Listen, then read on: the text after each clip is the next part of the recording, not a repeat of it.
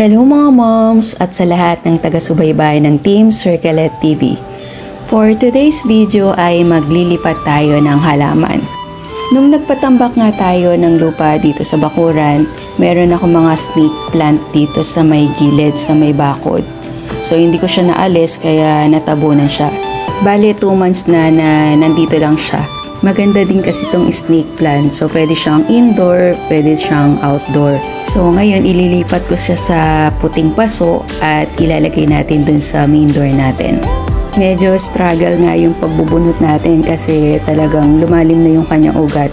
Kaya nakita nyo naman, ginamitan ko na siya ng pala. Itong snake plants ay hindi naman maselan. Kaya kahit ginamitan ko siya ng pala at medyo na-touch natin yung kanyang ugat, tutubo pa rin naman to.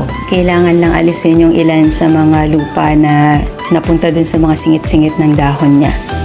So yan, nakakuha na tayo ng bale 2 puno na itatanim natin dito sa puting paso. So lagyan na natin siya ng loam soil. What is that? What is that? Can you say? Loam soil. Loam soil. Green soil? Loam soil. Loam soil. Loam soil. So, itong loam soil, maganda to sa mga halaman kasi kompleto na siya. May pataba, may ipa, and then may kasama na rin siyang lupa. At syempre, organic to. Hindi katulad nung solid na lupa lang yung ilalagay nyo. So, napakabigat niya pag sa paso nilagay. So, ito magaan lang to. Kaya halos lahat ng mga halaman na nabili ko nung nakaraan na nakita nyo naman doon sa ilang kong vlog. So, loam soil talaga yung aking ginagamit.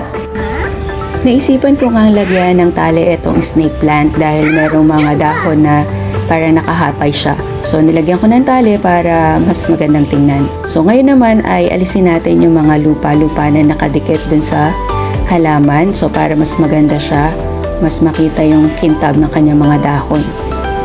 Tada! So, eto na mga moms, yung ating bagong lipat na snake plant.